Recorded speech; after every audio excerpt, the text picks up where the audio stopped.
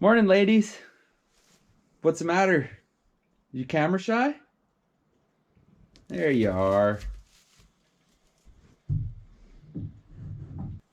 Welcome back to the Spruce Stomper YouTube channel. Excellent source for entertainment. Today I thought we'd have a little chat about these two ladies that call our home base home of their own. And maybe get into a tiny bit why we...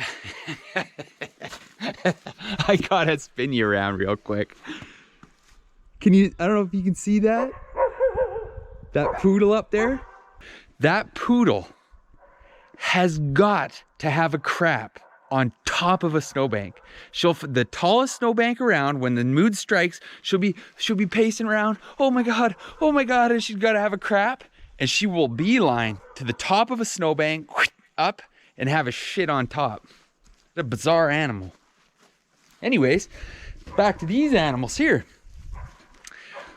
When we moved to this property, oh, these dogs are gonna drive me nuts. Ruby girl, come on, honey. Sweetheart. Hey, what this? Who this? Hello, poodle. So we are by no means, hardcore homesteaders, you know what I'm saying? I call this a homestead. It's a home base, right? And we're just into a lot of different stuff. We first got into goats when we've moved. I think it was the second year we lived on this property, something like that. My wife is scrolling through Kijiji, and we had joked about it. We thought, wouldn't it be kind of fun to get a couple animals? I was right into it. I grew up on a farm. I want our kids to be around it. I think there's a lot of good lessons to be had from, being responsible for another creature. So she finds on Kijiji 2 goats, Nigerian dwarf cross with La Mancha, I think. Something.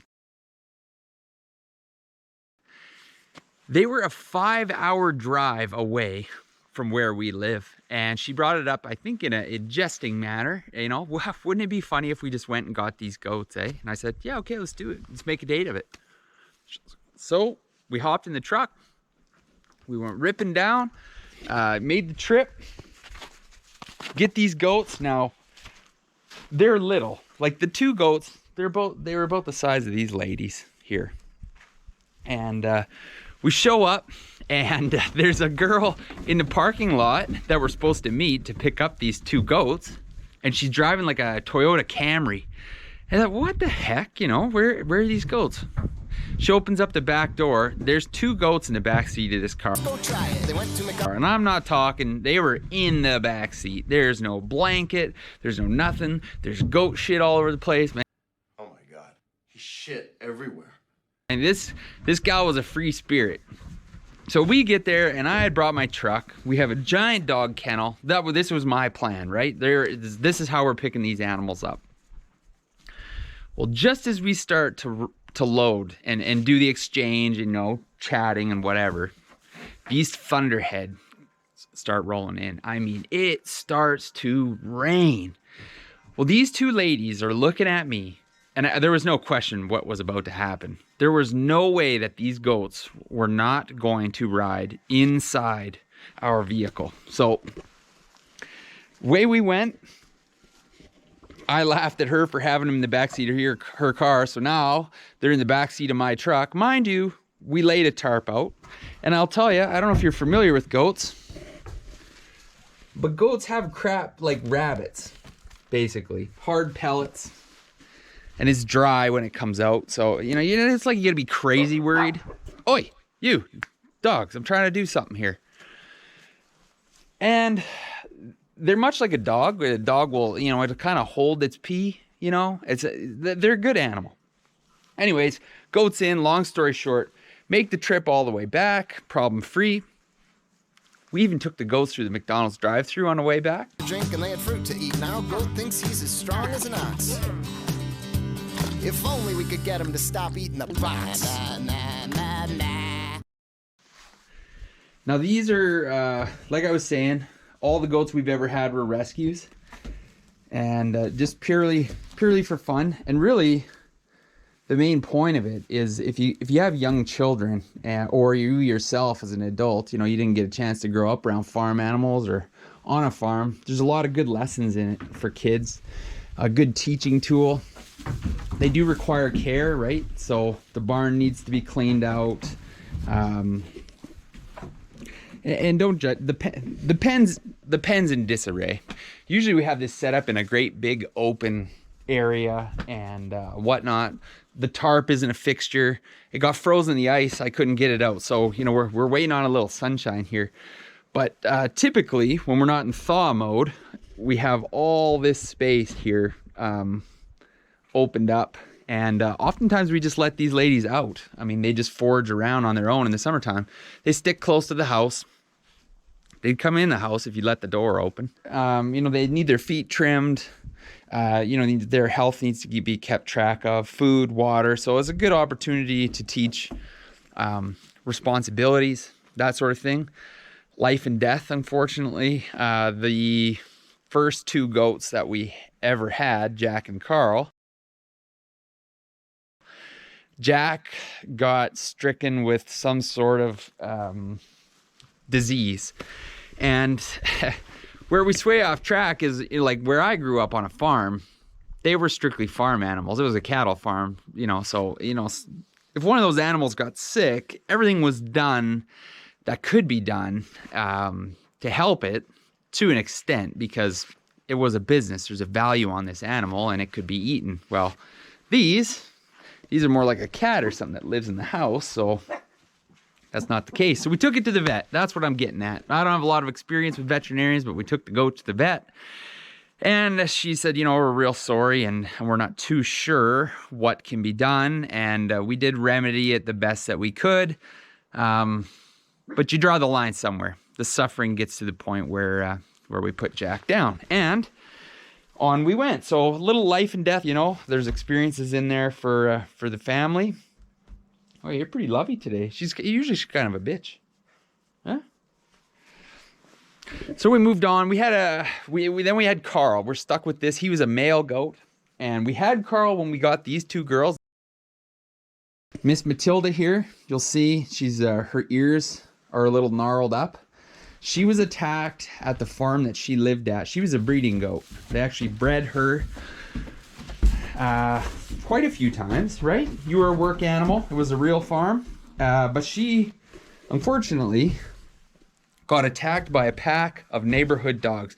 And she got no scars to show you. Her fur grew back, but they tore up her rear end real bad. So these folks put up an ad and they're too, you know, it's a funny thing. Like where I live, the culture really isn't to eat goats.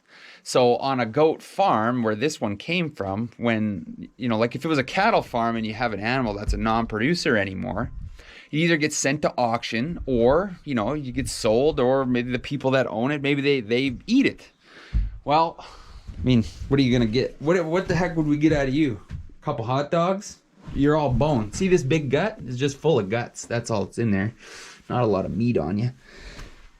Not a lot of people eat goat around here, I guess, too. So anyways, just wanted to rehome it. Nice people. So we met them and picked her up. And well, you came from somewhere different. You no damage. You're just too small to be bred. She didn't have the right parts to be bred, and she's cagey like a wild deer. And we've had her a long time. Like, this is rare. You are witnessing a very rare moment here. Because what they think I'm going to do is try and catch them to trim their feet.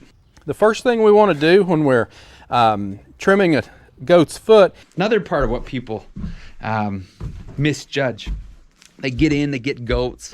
It actually happened to some people that we know. They didn't know that the goat's feet need to be trimmed. If they're not in an environment where they're foraging, in the summer you don't have to do too much, but if they're in an environment where they're foraging around a lot, or if you have rocky ground, it keeps their hooves wore down. But outside of that, they're just like a horse. They need to have regular trimmings, or it can lead to problems, can it, girls? They can go lame. They can, you know, they end up with foot problems, because what happens is that the hoof starts to curl over on itself, and then they walk funny. Isn't that right, sweetheart? Baby Belle. These ones have horns. They don't usually, typically when they're born on a farm, they'll get disbutted. So basically they take a hot device like an electric iron and just zap the spot where that horn bud's gonna come out. And same for cattle, how they do it. They just burn that spot real quick, and it stops the growth of any horns. But these ladies have them. It didn't happen, so they got character. And you got to watch out. They're rammy, especially Miss Matilda here, because of her attack. She's kind of on guard all the time. Isn't that right, sweetheart? You see their eyes? Isn't that crazy?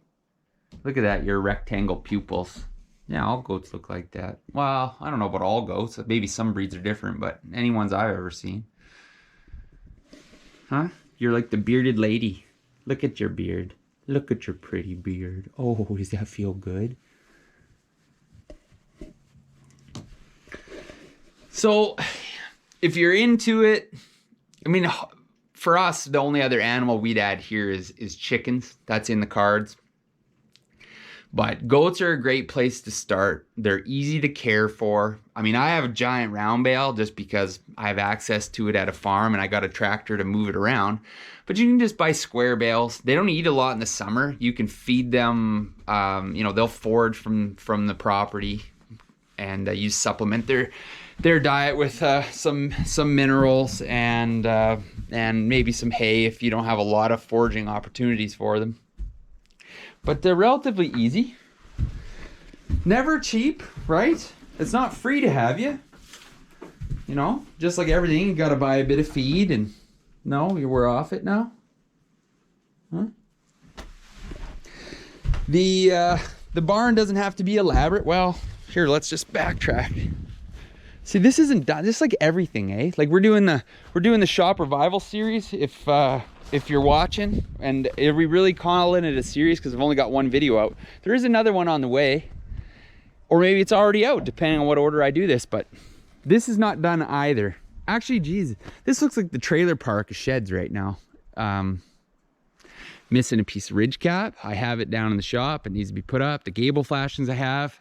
The siding for this building is all sitting over there. Also salvage material. Free.